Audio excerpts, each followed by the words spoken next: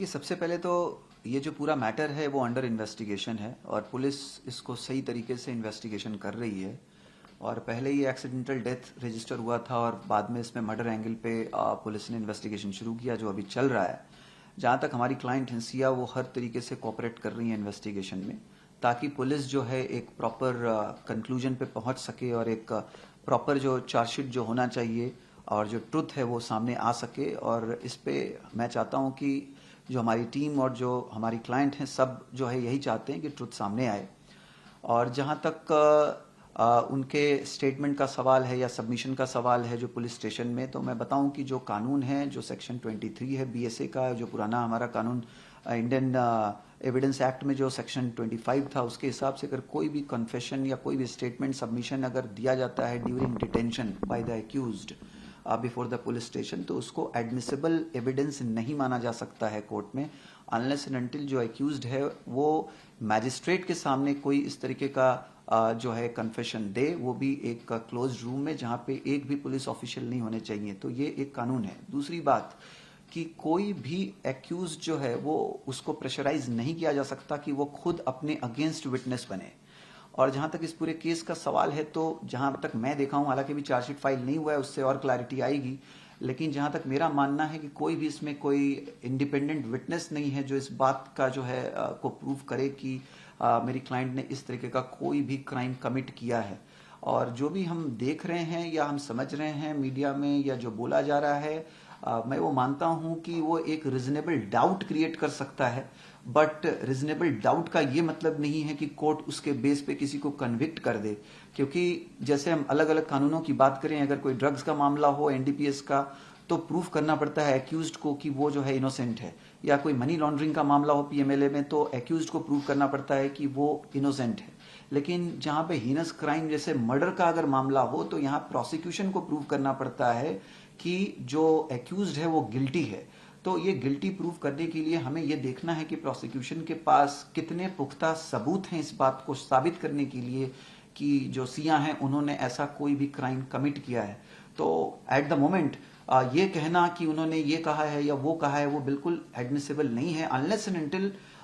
जो investigating agency है वो उसके बात को या सबमिशन अगर उन्होंने किया भी है, तो उसको साबित करने के लिए कोई सब्सटेंशियल सपोर्टिंग एविडेंस अगर प्रोड्यूस करे कोर्ट में। तो मुझे लगता है कि अभी ये matter since it is under investigation, हम इंतजार कर रहे हैं कि इसमें जो है चार्जशीट फाइल हो, और चार्जशीट के बाद ही जो है पूरी तरह से इसमें क्लैरिटी आ पाएगी कि क्या एग्जैक्टली हुआ था। और हम सब यही चाहते हैं कि इसमें जो है जस्टिस मिले, चाहे वो विक्टिम हो, उसकी फैमिली हो, या एक्यूज्ड हो या उसकी फैमिली हो, सबको इसमें न्याय मिले, इंसाफ मिले। और जो लोग हैं, जो सिटीजन्स हैं, वो भी जो इस केस को देख रहे हैं, वो भी चाहते हैं कि इसमें जो है सच्चाई सामने आए और एक जो है जस्टिस मिले हर एक को, ताकि ये जो है एक